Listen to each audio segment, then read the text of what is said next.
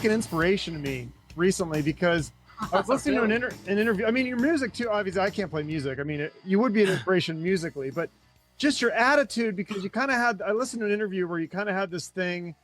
You're kind of like at a crossroads, basically, and they were kind of trying to push you to be more commercial and cover pop songs and things, and you were kind of just like, I don't want to do this. Like, this doesn't.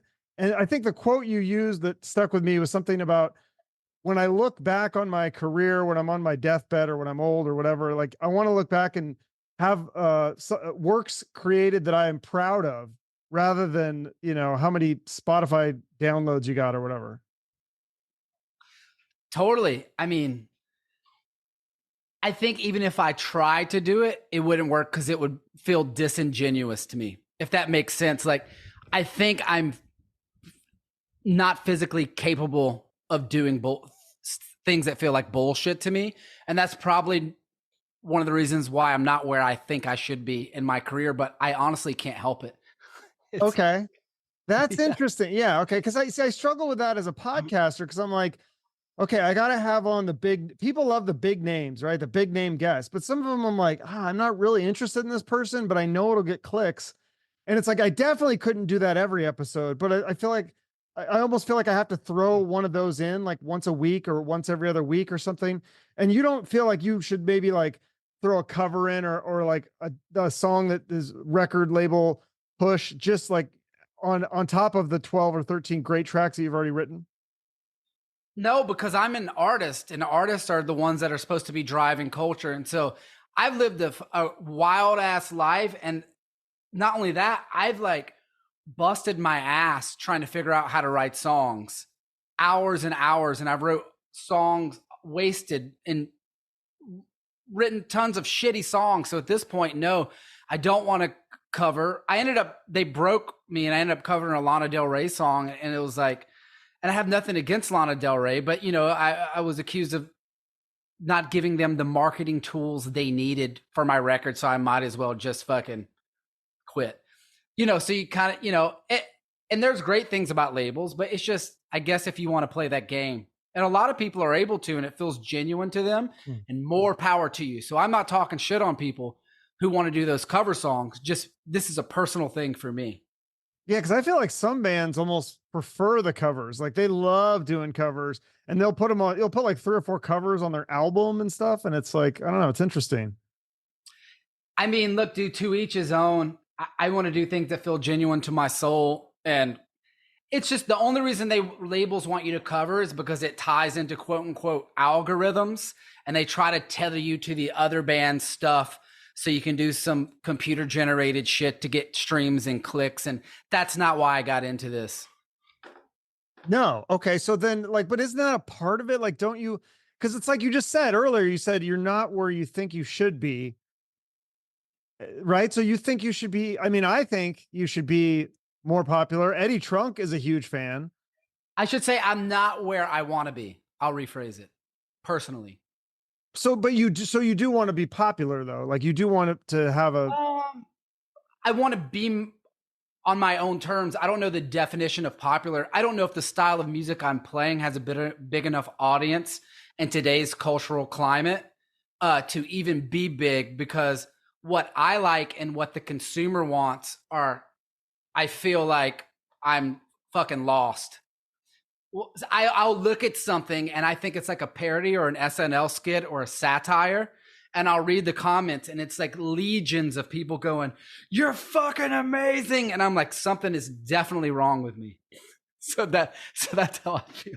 Well, yeah. I guess it depends on what kind of music, but isn't there a market for music such as this? There is some newer bands that are playing melodic rock. They're not the same as you, but I would say a band like the Struts is doing pretty well. Right. And that's playing kind of similar music, right?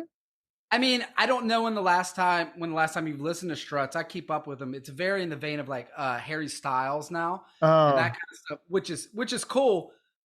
No hate, but like me doing something very guitar driven and kind of power pop. Like there's some bands out there, but I don't think any that are being pushed to the forefront. And I'm a big fan of the Struts, but I've tried to tour with them many, many times. I don't know if it's politics or what, but I've never been able to get the tours. Really? Because that would be a amazing package. Oh, I would love to. Yeah. Yeah, I'd have to listen to their newer. I must have missed that because I just remember the one album they had a few years ago, and I just loved that. There was a couple songs that I really liked, but I haven't heard the Harry Styles stuff yet. I don't know. It's like that 1975 kind of Harry Styles stuff, Yeah. which is cool.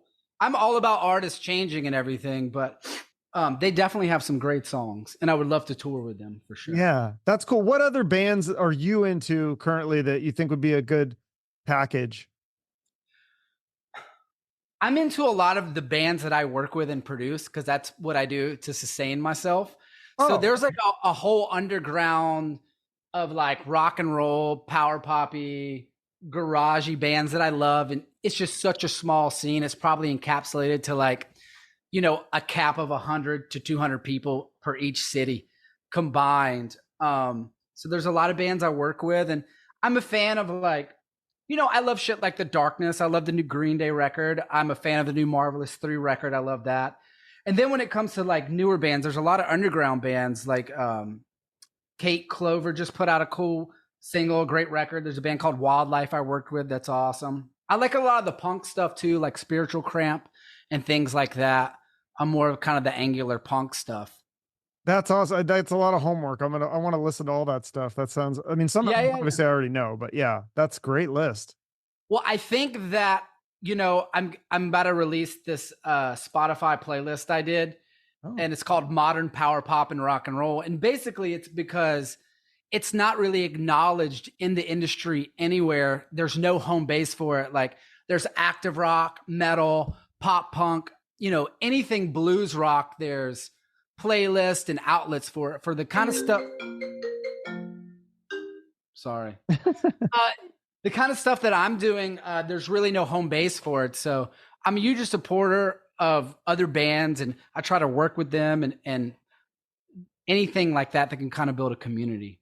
So that's what my question too was. I was going to ask, how do you sustain? Because that's what I would think that you'd have to do, the occasional cover or whatever, just to pay the bills. But you're saying that you can still create as you want to create, and then you do the producing to pay the bills. Producing and songwriting, yeah. Oh, do you write songs for other artists? I write with other artists, and I've wrote some compositions for TV shows and got some placements and things like that. And in front of me is my little recording desk with my preamps and all my compressors and shit. So I'm recording 75% of my record in this room right here. There's shit tons of amps and guitars over here you can't see. But what I'm doing with my record, and I'm very blessed because I've been like mentoring under studios and learning from great songwriters and producers the last decade, is I'm going to like cut drums in a studio, and then I record everything else here for my record now. Yeah. I literally sit right here and sing. Okay. Like right here. Do you self-produce then your own stuff, or do you have an? Yeah, I'm writing, recording, and producing it. Yeah. Okay. Wow. Does it help do you like having another producer to help you kind of shape it, or you'd rather just do it yourself? No, I love producers, man. I've always been infatuated with every asset of like rock and roll, from the history, the fashion, the gear, the songwriting aspect of it, and the production of it. And I've been blessed to work with some of my favorite producers. I got to write a song with Butch Walker. He's huge. Rob Cavallo produced a record that is Shelved, and he's a fucking amazing producer. And I've worked with Marty Fredrickson and just some other people that are just killer. And so I kind of just use that to like suck it all up and learn it. And so I'm as interested in producing and writing as much as I am being an artist. That's cool. You mentioned Marvelous 3 earlier. Have you ever had a chance to work with Butch Walker? Yeah, I wrote a song with him. It's released. It's called Same Old You.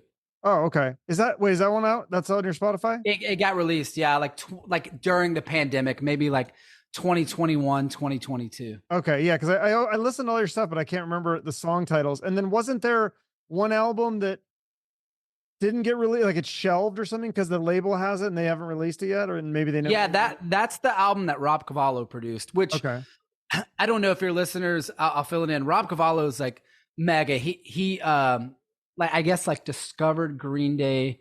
He did Dookie, American Idiot. He did My Chem, Black Parade. He did like tons of shit. Goo Goo Dolls. He's like one of those big, one of those guys. And it was killer making a record with him, man. It was truly a dream. It was like one of those old school records in the studio where you have like a fucking coffee machine and runners and session musicians. Oh, I mean, just a massive production. So to come from that to like doing most everything in the one room, yeah, it'll humble your ass really quick. yeah. But there's some good things and bad things, right? Because then again, when it's just you, it's like you're running the show. I mean, there's more work to do, but also you get to call the shots. So you get to say, well, I think the guitar should be louder on this, or drums are lower, whatever. Totally, man. Look, I'm blessed to be in a place where I feel confident enough to make my own record, but I don't think it was up until the last maybe like 2 years where I was like, I really confidently think I can do this. And so the first song that I literally did everything was my first single a couple months ago called Take the Long Way. And I was nervous as fuck, because you got nobody to bounce ideas off or whatever. But yeah, everything turned out great. So that song's amazing. I think that's the #1 song on your Spotify, right? Yeah, I did. Yeah, it's really catchy. Anybody who hasn't heard you or doesn't should check that song out, and they'll be hooked. Like that's how I listened to that song, and I was like, okay, I'm in. And then I listened to the rest, and I even went back and listened to some of your the other band that you were in. What was it called? Now I forget. Like what? Biters. Yeah. And you said you're not going to do Biter songs when you play live, though.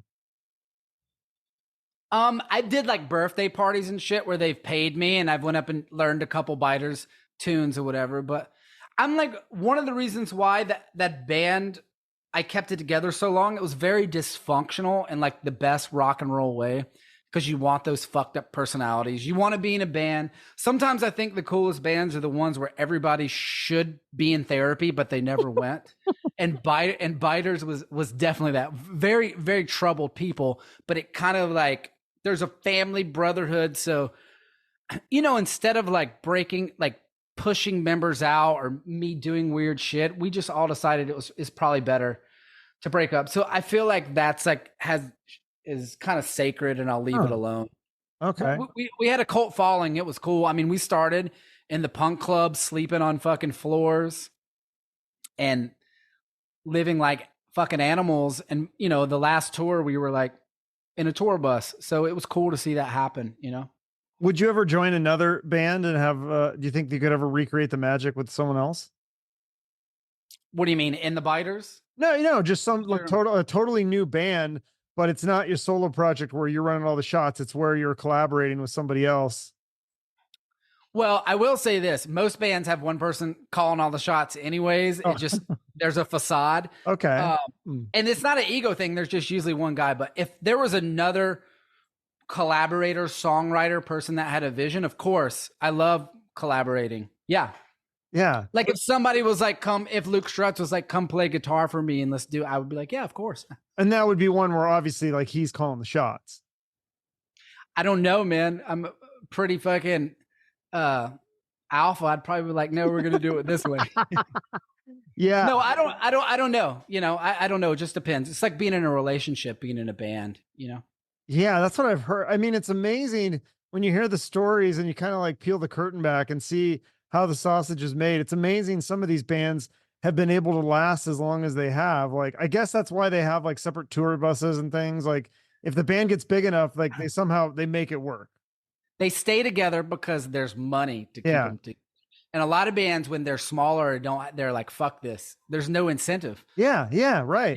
Yeah. Why would you put up with that shit if you're not making any money? Yeah, totally. And you don't do it because of money, but like if you can't fucking pay your bills and you're fighting, like fuck this. Yeah. Well, so with the Biters, I mean, you guys had the cult following, so that was enough. And there's probably some good times in addition to the dysfunction too. Yeah. I mean, it was great and amazing, but look, dude, we were drinking and partying and like, it was fucked up. It was cool. And I think that's what people attracted it. It was kind of dangerous.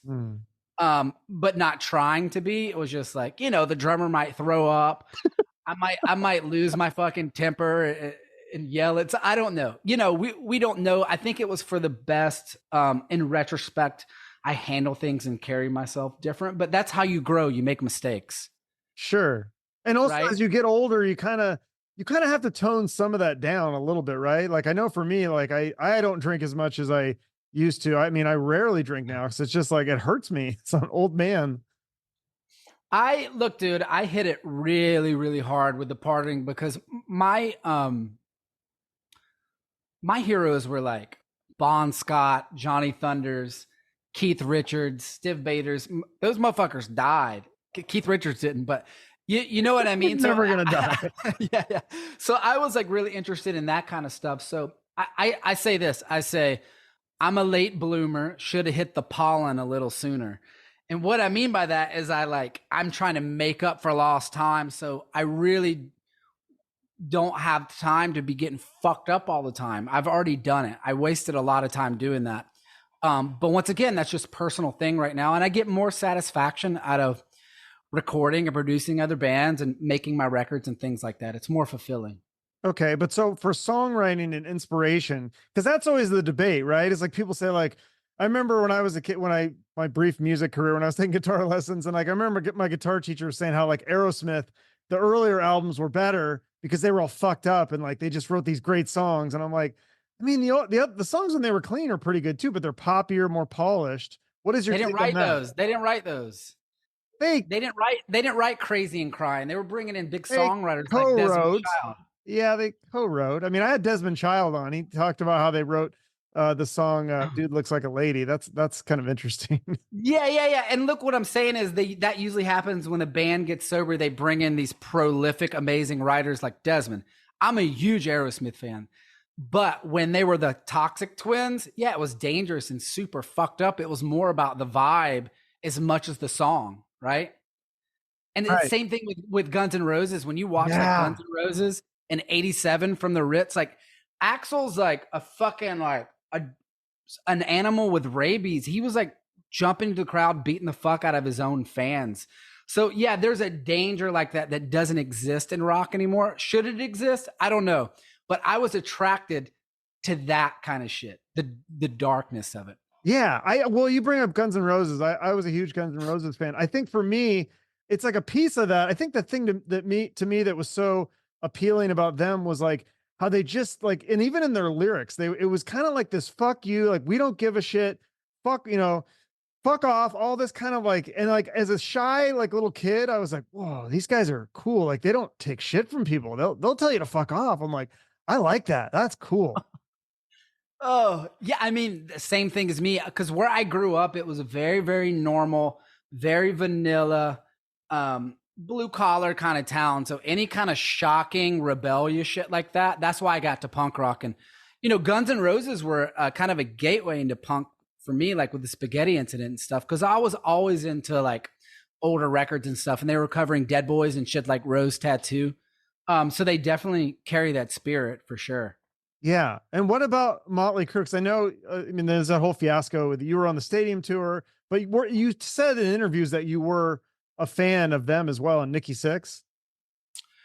I think that I was, I think me and Nikki Sixx probably have the same influences, like Cheap Trick, T-Rex, The Sweet. So we probably, and like, I'm sure a lot of his favorite bands are mine too. So I could see, because that first Motley Crue record had a lot of Cheap Trick in it, a lot of more like power pop kind of songs. I love that first record. That's my favorite one of theirs. Yeah, it's killer. Yeah, it's killer for sure. I mean, look, dude, I was excited to go on that tour. Yeah. You didn't get to do any of the shows, right? No. Oh God, that's so stupid.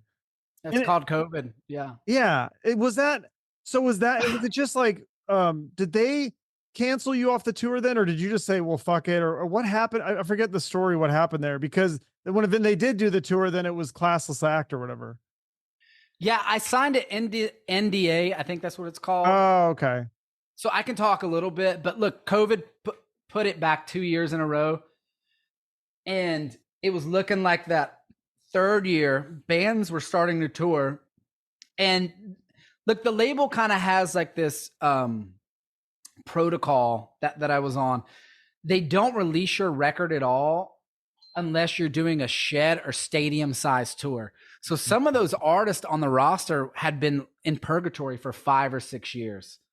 Now, with my personality, you could think how I felt about that. Like, fuck this shit. I'm not doing it. I got the Motley tour.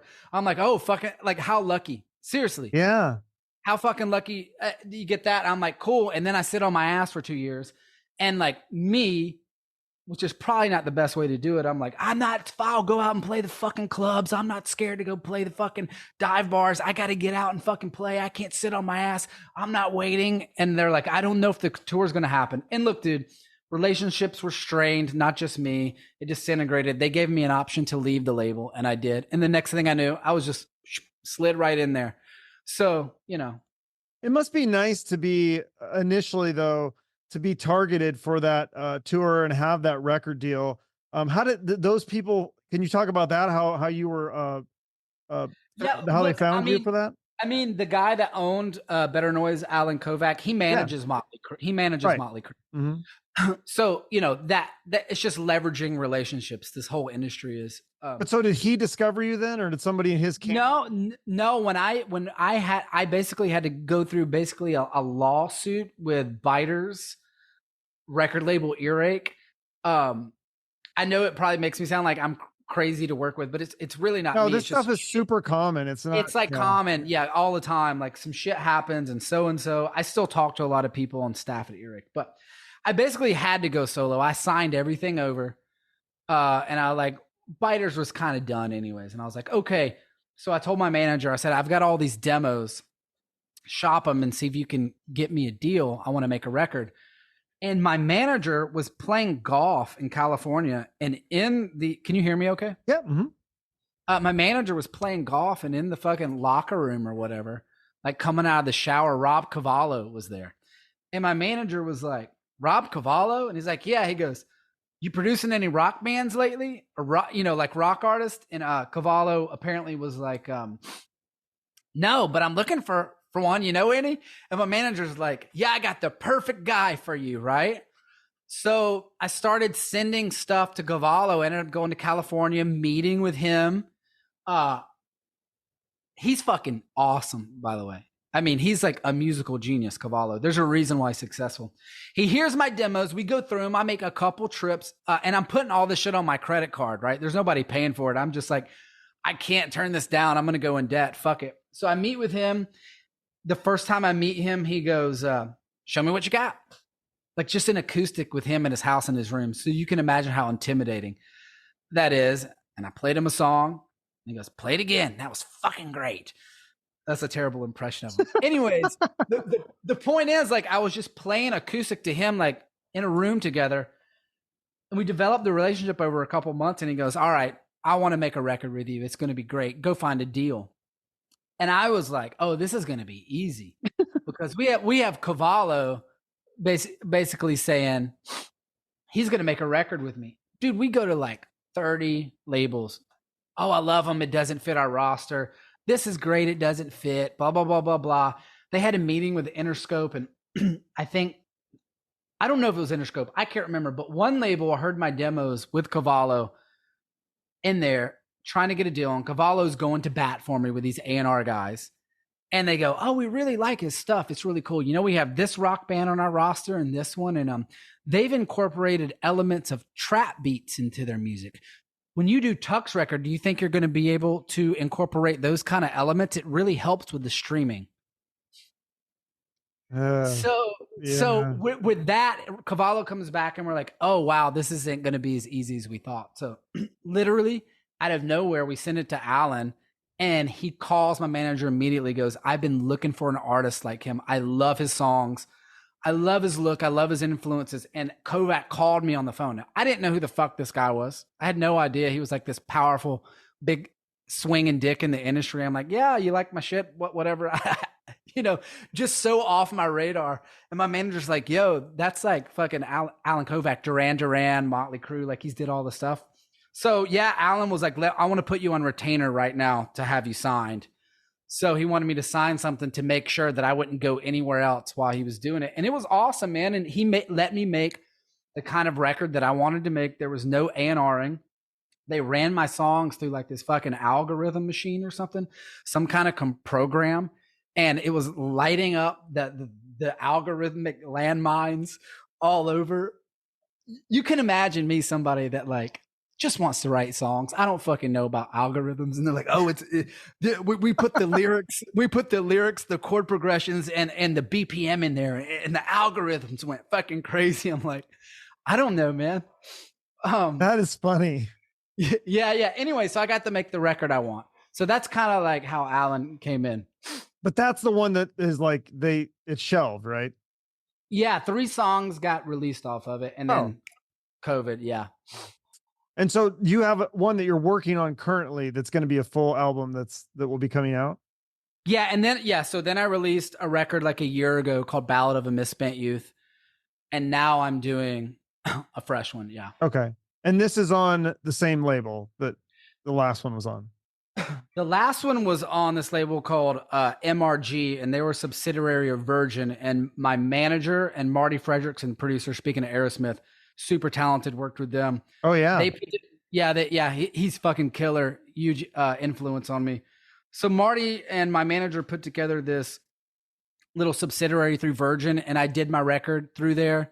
And it was cool. Virgin didn't want to pick up my option because I don't stream enough. I don't know, man. So I'm just doing this myself. It's so weird, the business stuff, because yeah, you're right. It's like I hear stuff. I mean, maybe it's just me, or I don't know, but I hear stuff and I go, that's not that very good. And it's got like millions of streams. And then I hear your stuff and I'm like, this should have like more stream. Like we need to get these songs out there to the world. We need to like play them on music and TV and commercials. And I mean, do you think it could just be something like that where one person likes a song and puts it in a commercial and it goes viral or something? Man, I don't know at this point. And if I think about it, I'll go crazy. I am the dude that like once a week, sometimes somebody will DM me or say, dude, this is a travesty. You should be huge. You're underrated. I'm like, thanks, buddy. You know, I can't really control that.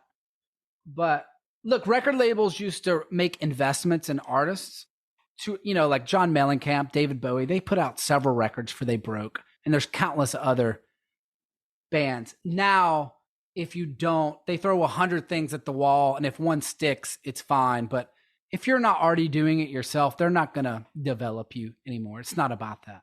Yeah. But I guess the positive too is that you don't necessarily have to have a record label backing you. I mean, all these people can blow up your stuff is out there. We just got to get the word out. And I mean, it helps when you go on Eddie Trunk and he's praising you and saying, the record is brilliant and all that. And I mean, I wish I was bigger and I could help you more, but I'll help you a little bit, hopefully. So no, dude, look, man, I try to do interviews and I'm very, very grateful to every fan, even though it's quality, not quantity at this point. But I mean, going independent, like, look, there's no label that's going to sign me at this point. What I do is just it's not happening right now. And that's okay, man. It's like artist careers go through peak and valleys.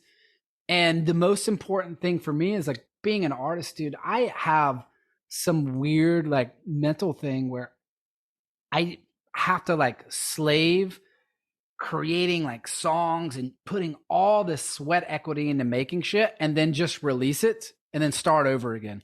It's the most fucked up shit in the world. So to me, it's important to just continue releasing music and things that I love.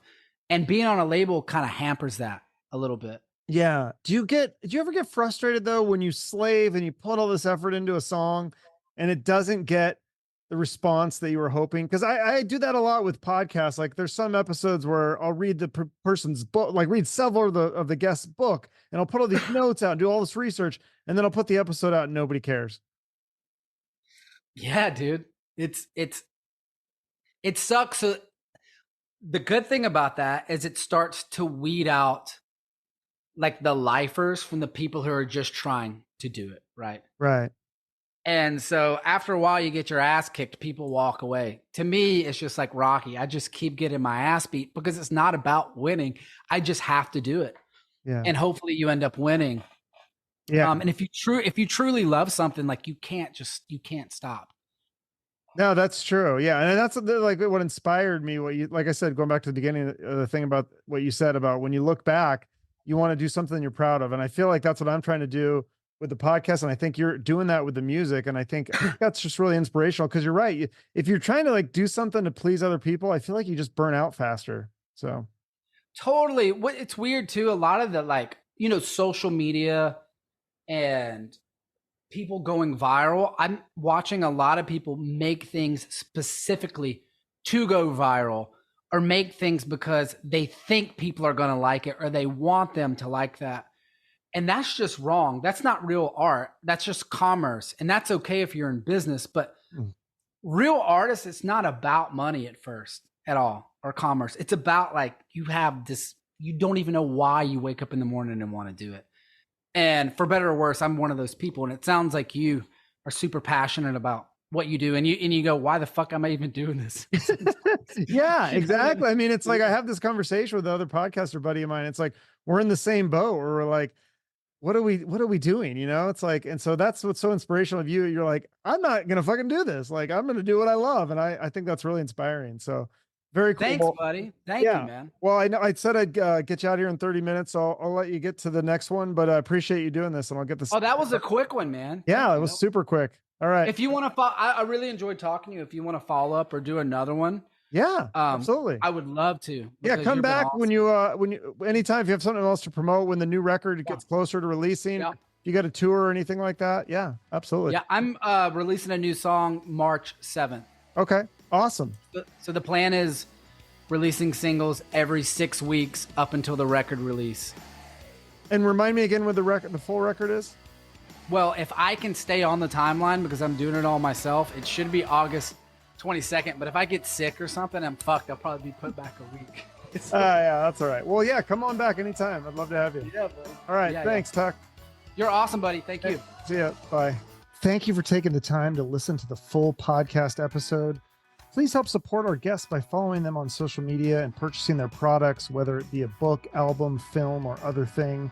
And if you have a few extra dollars, please consider donating it to their favorite charity. If you want to support the show, you can like, share, and comment on this episode on social media and YouTube. And if you want to go the extra mile, you can give us a rating or review on Spotify, Apple Podcasts, or Google Podcasts. Finally, make sure you're subscribed to the show on YouTube for the video versions and other exclusive content. We appreciate your support. Have a great rest of your day, and shoot for the moon.